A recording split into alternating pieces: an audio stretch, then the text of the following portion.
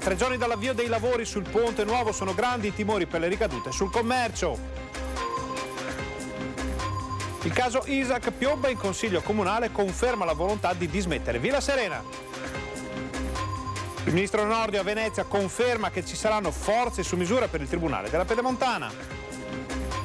Consegnate in Regione 9.000 firme per una legge sul fine vita, presente anche Stefano Geller.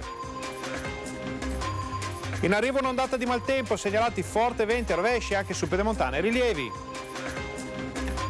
A 87 anni deve pulire la strada dall'erba sfalciata e non raccolta che ostruisce i tombini. La partita a scacchi di Marostica cerca Leonora e Oldrada e apre il bando ai comuni del territorio.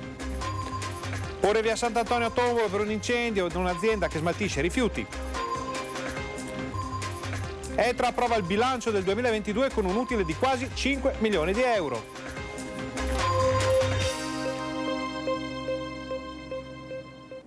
Buonasera e benvenuti alla TG Bassano. Apriamo il nostro telegiornale con la notizia che sta agitando parecchio Bassano e i bassanesi, ovvero l'avvio dei lavori sul Ponte Nuovo, lavori che ormai tutti sono d'accordo andavano fatti, sul come, sulla comunicazione, sulla tempestività delle informazioni, insomma molti hanno molto da dire. Siamo andati a sentire commercianti della zona.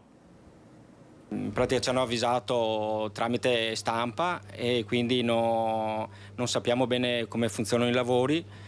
E siamo un po' preoccupati logicamente. Sarebbe piaciuto da tutti saperlo un po' prima, prendiamo atto che ce l'hanno detto così e vedremo come va, insomma. Io l'ho saputo il venerdì e lunedì c'era l'incontro in comune, però ormai le cose sono decise e anche se chiedi il perché fanno una cosa al posto di un'altra non ti danno spiegazioni. Si sentono davvero persi i commercianti che hanno la loro attività a ridosso del Ponte della Vittoria, tra pochi giorni chiuso completamente. Off limits veicoli, pedoni e ciclisti per 2 mesi. Qui si aggiungeranno altri 2 mesi di apertura a metà, con unico senso di marcia est-ovest.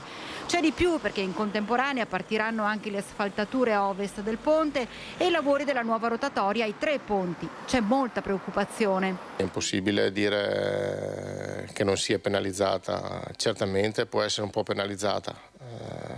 Vediamo un attimo, i primi giorni si vede subito dai primi giorni, settimana prossima dal 3 si vedrà. Sperando che i tempi vengano rispettati. Quello senz'altro, perché poi anche con l'inizio della scuola sarà un gran problema per il traffico. E in più anche il Natale sembra distante ma è vicino, se si parla di novembre e poi se per qualsiasi motivo si va anche a dicembre e Bassano perde tutto il Natale, il commercio perde tutto il Natale. Per fare 2 strisce hanno bloccato Bassano, vediamo dopo cosa succede. Il caos sicuramente. Siete preoccupati voi? Beh, io perdo tutto perché il passaggio, il pedonale, lo perdo tutto. Vediamo cosa succede. Chiederemo dei danni da qualcuno dopo.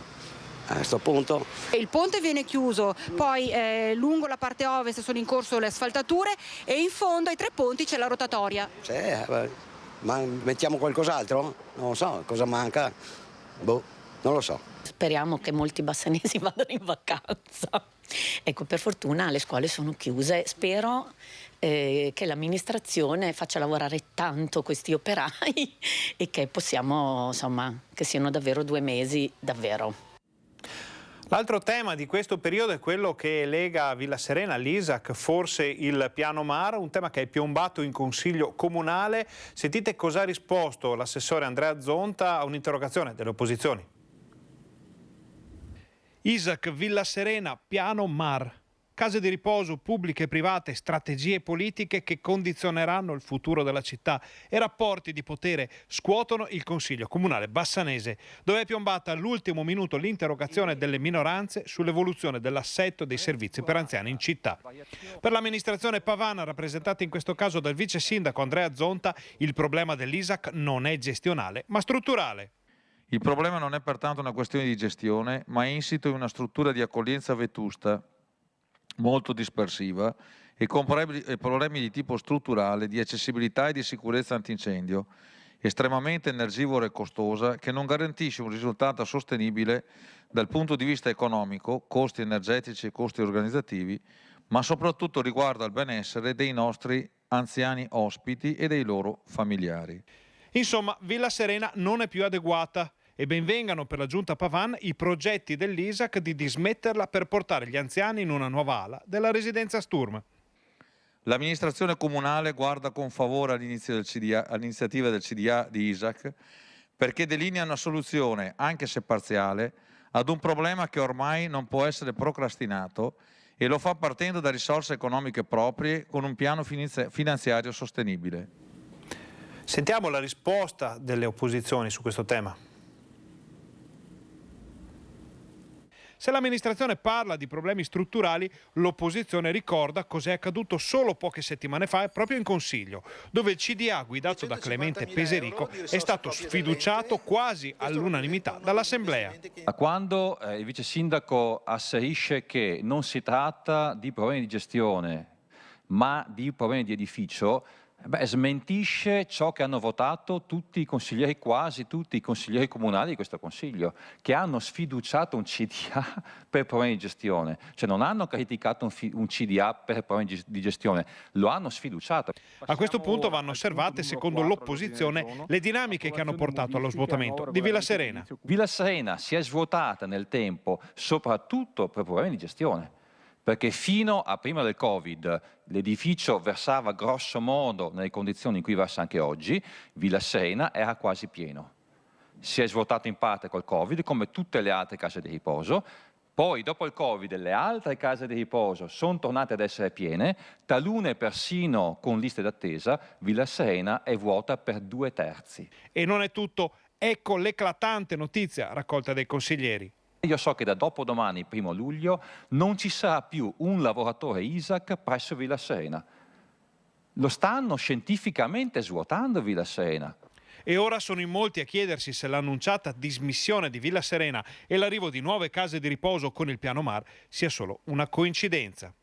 Temo che non sia una coincidenza quello che abbiamo assistito in questa settimana, cioè lo scientifico svuotamento di Villa Serena e la perdita per strada di 170 posti di ISAC e una prefigurata variazione di destinazione urbanistica, di un piano importantissimo di riqualificazione urbanistica che volgerà lo sguardo, come del resto il soggetto privato che lo gestisce ha già fatto anche in altri ambiti, verso l'assistenza agli anziani. Parliamo ora del Tribunale, perché il ministro della Giustizia Carlo Nordio era a Venezia per la firma di un protocollo e ha parlato anche del Tribunale della Pedemontana.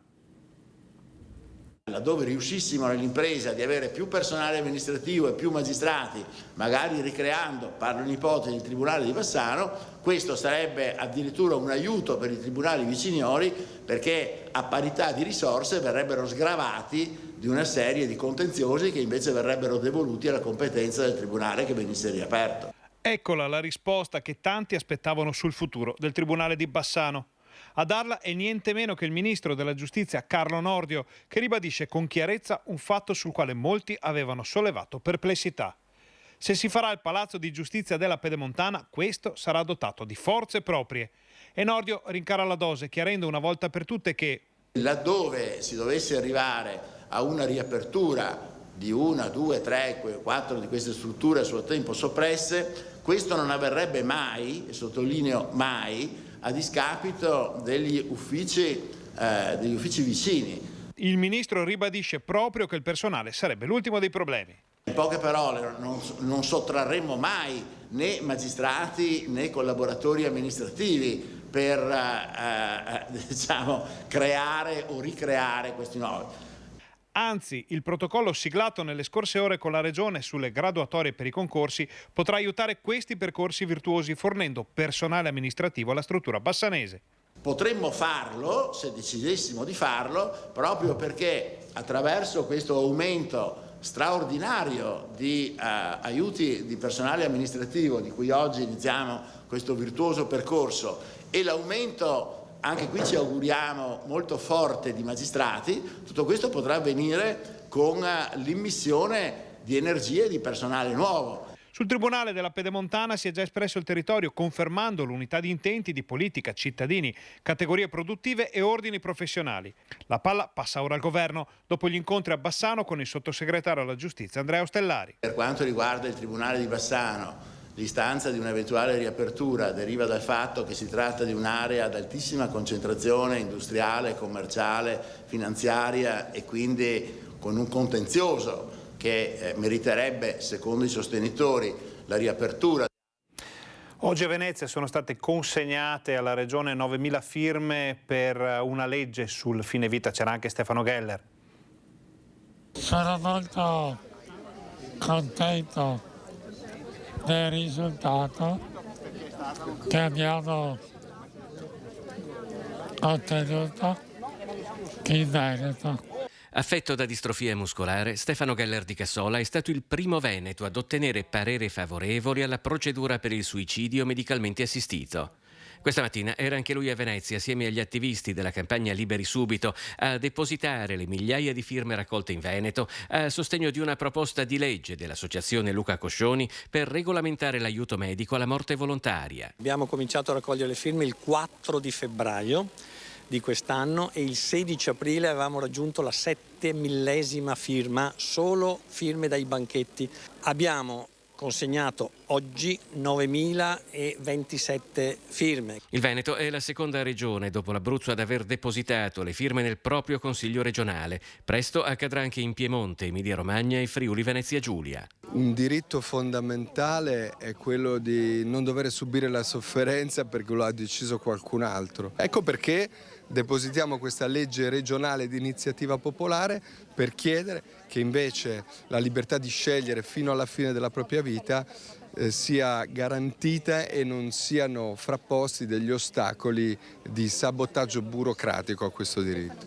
Dopo la verifica di conformità delle firme all'ufficio di presidenza del Consiglio regionale, la presentazione e discussione in 5ª commissione consiliare darà accesso alla votazione in Consiglio. Io mi sto battendo da tempo e da mesi affinché l'Aula si esprima per il sì. I cittadini veneti si sono espressi con 9.000 firme e io credo che la maggioranza dei veneti abbia voglia di avere una norma che gli permette di scegliere liberamente sul proprio fine vita, quindi se poter morire con dignità. Sono sicuro che il Consiglio risponderà in maniera positiva che i veneti hanno bisogno del Consiglio.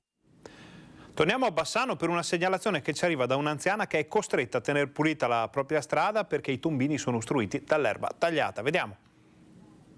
Tutti mi vede passare qua, pulire.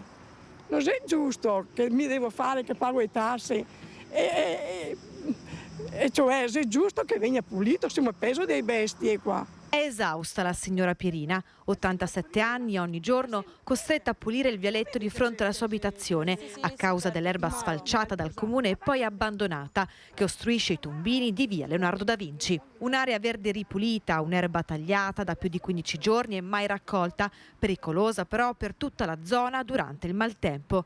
Solo pochi giorni fa, infatti, vento e pioggia hanno trascinato l'erba lungo la discesa della strada, ostruendo completamente i tombini e allagando la via.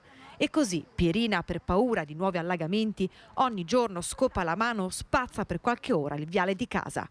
Se piove, che l'erba là viene tutta qua, che è un monte così. Se autorizza i tombini, specialmente il nostro è il primo in causa, perché la discesa è salita, è logico.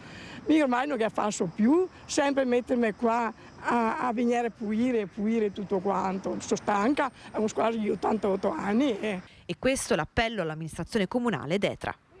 Che venga pulita sta via, che non passi più qui d'Etra, chi passa una volta all'anno, da sì o no, chi passa di sopra di qua, che non c'entra, sbaglierà, non lo so. E qui dell'erba i signori, chi si pagai, no, del comune, chi c'ha per l'erba chi si porta via. Quasi 88 anni e non ce la fa più la signora Pierina, è stanca e sempre con meno forze. Io non che faccio più, adesso stasera volevo pulire, ciapo da in fondo e spasso. Ma dico, una volta se dovesse morire io mi scrive se morta spassina della via Leonardo, porca miseria.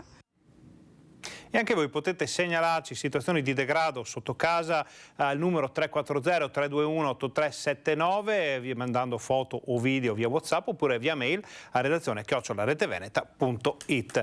Adesso vediamo quello che potrebbe succedere nelle prossime ore, perché è stato annunciato tempo instabile su tutto il Veneto e anche sulla zona pedemontana, sui rilievi del Bassanese. Il centro funzionale della Protezione Civile della Regione ha emesso un avviso in cui si dichiara uno stato di attenzione dal pomeriggio di oggi fino a domani, sabato 1 luglio, possibili forti rovesci, raffiche di vento, grandinate in tutta la regione e anche sulla pianura che coinvolge appunto il Bassanese.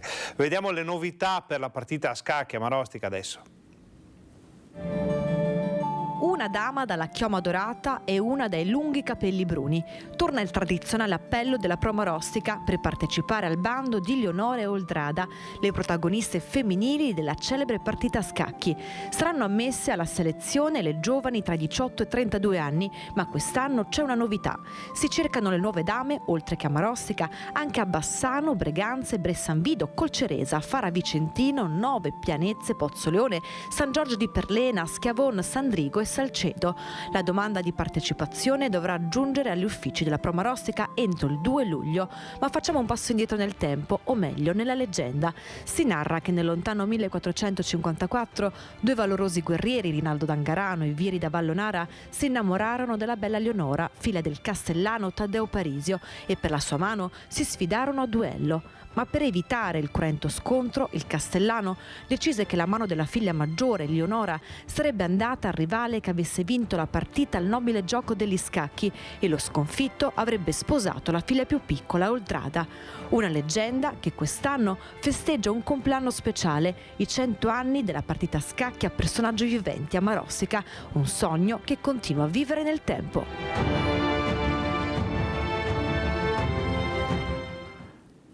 Ora una notizia di sport, perché il tappone dolomitico del Giro del Veneto 2023 porta il nome di Matteo Zurlo di Tezze sul Brenta. Il portacolori della Trevigiani si è imposto sul Col d'Urché, anticipando Luca Creti della Colpac Ballan e Luca Cavallo della Overall.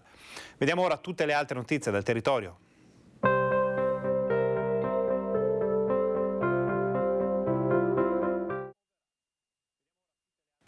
Il Comune di Thiene ha pubblicato il bando per l'inserimento lavorativo a tempo determinato di persone che hanno perso il posto di lavoro. Prevista l'assunzione di 15 dipendenti da ottobre 2023 a marzo 2024 e c'è tempo sino al prossimo 25 luglio per presentare domanda. In Val Brenta 25 soccorritori fluviali dei Vigili del Fuoco si sono allenati nel Brenta per 10 giorni in 4 sessioni di prove effettuate da operatori provenienti da tutti i comandi della regione per farsi trovare sempre pronti in caso di soccorso in acqua. A Possagno viabilità modificata in Viale Canova per permettere il passaggio di 2 manifestazioni ciclistiche. Domani strada chiusa dalle 14 alle 16:30 per atlete impegnate nel campionato italiano donne junior. Domenica sarà la volta degli juniores con chiusura dalle 14 alle 17:30.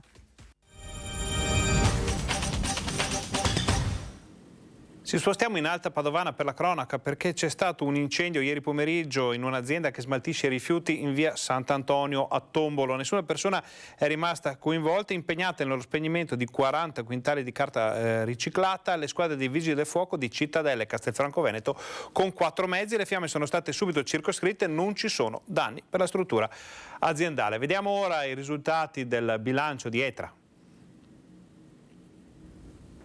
Approvato all'unanimità dall'Assemblea dei Sindaci Soci il bilancio di esercizio 2022 di Etra, un fatturato di 184 milioni di euro con un incremento rispetto al precedente anno di 19,7 milioni e un utile di 4,7 milioni di euro. Gli investimenti sono passati da 60 milioni nel 2021 ai 70 nel 2022. Nonostante l'aumento dei prezzi dell'energia, nel 2019 la Multi Utility ha speso 9 milioni di euro a fronte dei 22 2022 dello scorso anno e delle materie prime e l'incremento degli investimenti, la società è stata capace di autofinanziare le proprie attività. L'indebitamento infatti è salito solo di 44 milioni di euro, da 104 milioni nel 2021 a 148 nel 2022. Per quanto concerne il servizio idrico, gli investimenti sono passati dai 43 milioni di euro nel 2021 ai 47 nel 2022, corrispondenti a 87 euro ad abitante servito, mentre per la raccolta rifiuti il servizio ambientale ha visto un incremento degli investimenti del 70%. Soddisfatti i due presidenti dei consigli di gestione ETRA, Flavio Frasson, e di sorveglianza Morena Martini, che hanno annunciato le due grandi scommesse per il 2023: l'efficientamento energetico a partire dall'utilizzo di fonti rinnovabili con l'estensione del fotovoltaico e gli investimenti nella produzione di biogas e biometano. Questa sera a Focus il nostro direttore Luigi Bacciali avrà come ospite Alberto Stefani, neoeletto segretario regionale della Lega, per una lunga intervista in esclusiva, possiamo dire, e come prima uscita ufficiale appunto del segretario. Sentiremo che cosa avrà da dirci. Poi nella prima parte invece della trasmissione saranno ospiti di Bacciali Corrado Calegari, Angelica Corizza, Emanuele Munari, Ivan Palasgo e Massimo Venturato. Grazie per essere stati con noi, vi auguriamo una buona serata, vi lasciamo al meteo.